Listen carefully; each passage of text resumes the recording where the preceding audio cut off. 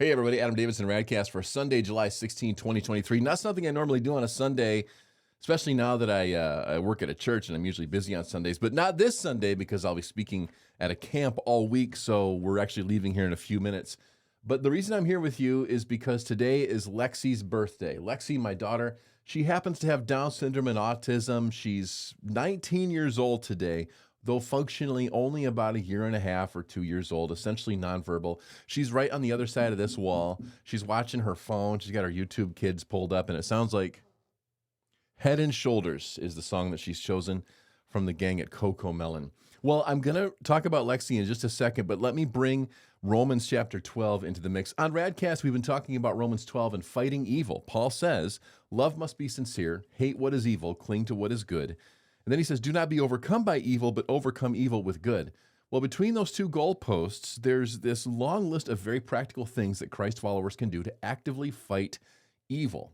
It's not that we go after the evil with swords. It's that we overcome the evil by doing good, and that the good literally outweighs the bad. Here's what he says. This is verse 16 in Romans 12.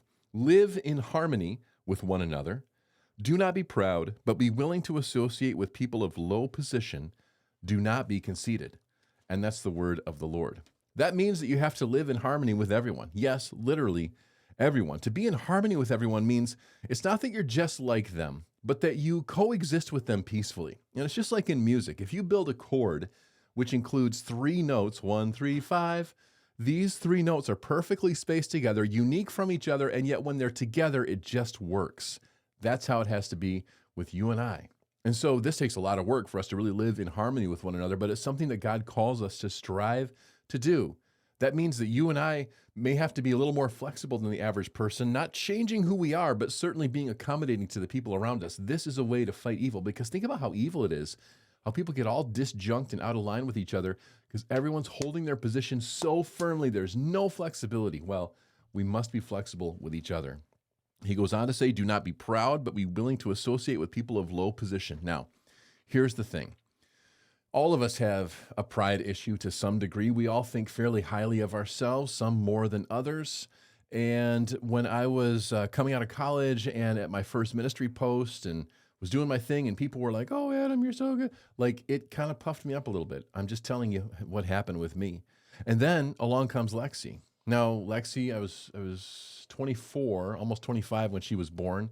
We had no idea that she had Down syndrome. We had no idea that she would develop autism. But I'll tell you this, that changed me. Lexi as a person has changed my life for the better. I've written about it, I blogged about it, but her persona, her view on the world, the fact that she's created in the image of God, her beauty, her simplicity, her joy, her complexity just moves me. Like it moves me to tears sometimes.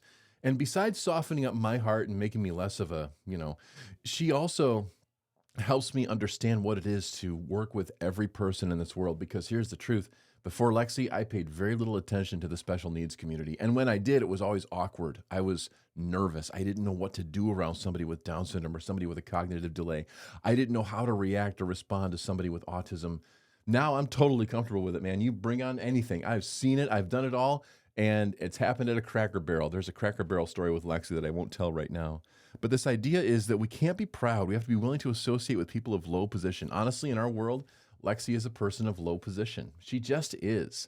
And so what that means is that followers of Jesus do not see positional levels as a meaningful thing. They just go for it. They cut right through it. We literally will love on and talk to and be with whoever.